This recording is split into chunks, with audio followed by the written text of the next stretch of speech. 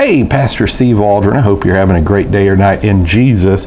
Got this book in, looking forward to reading it. It's somebody who's quickly become one of my favorite authors, and this is the Benedict option.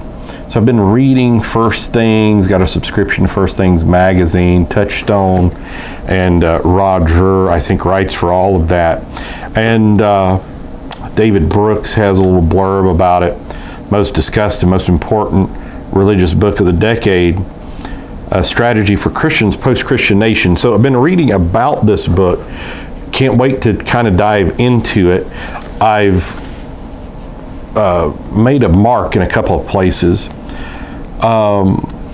just to get you a feel, because what it's about is Benedict kind of chose to go against the paganism of the world by just building his own community. Just do the right thing, get people around that are doing the right thing, and on and so forth. And so he's basically saying, okay, we're living in a really bad, dark time, and of course we're supposed to go into all the world, reach all nations, but you just need to be Christians.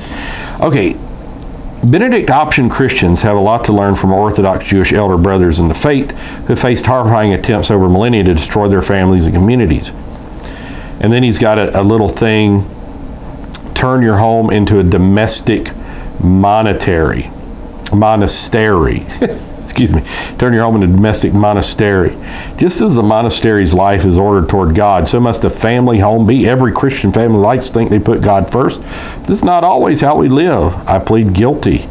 If we're the abbot and abbess of our domestic monastery, we will see to it that our family life is structured in such a way as to make the mission of knowing and serving God clear to all its members.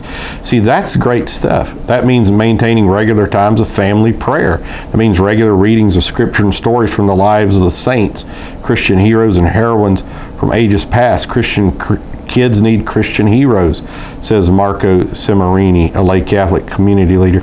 My friend Nate Wilson says the same thing. He's Pentecostal, wonderful Pentecostal.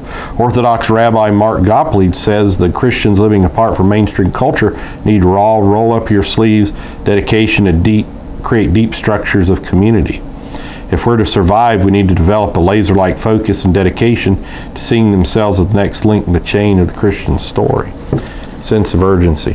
So, I mean, all stuff like that is just fantastic. Anti-political politics. Now that's interesting too.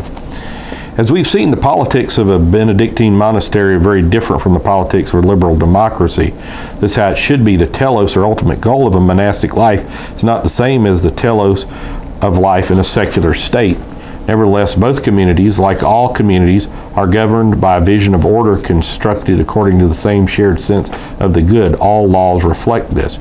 Benedict option politics begins with the recognition that Western society is post-Christian, and that absent a miracle, there's no hope of reversing this condition in the foreseeable future.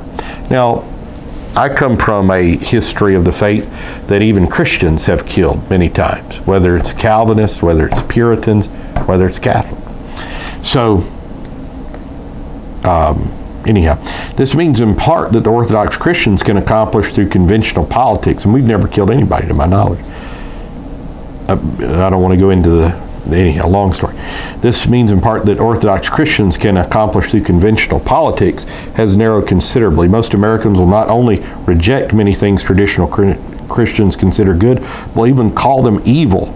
Trying to reclaim our lost influence will be a waste of energy, or worse, if the financial and other resources that could have been dedicated to building alternative institution for the long resistance went instead to making a doomed attempt to hold on to power. So the Parallel Society, I don't know. It's about 271 pages, man and machine. I'm in the notes section, acknowledgments, there's a study guide back here. So I hope I get to dig into this book at some point, because some of the concepts that I have been reading about this book and following Rod on other platforms and through other venues, and has lived not by lies. How fantastic is that? A lot in here that I may not agree with in totality, but I think there's a lot in here that I and maybe we can learn from. So God bless, and appreciate him writing this book. I think it's a book for the times. Talk with you later. Check out our other book reviews, Bible reviews, Bible teachings, theology, apologetics. Join us daily, church services. We love you. Hit the bell notification when you subscribe. Put it on social media. Bye.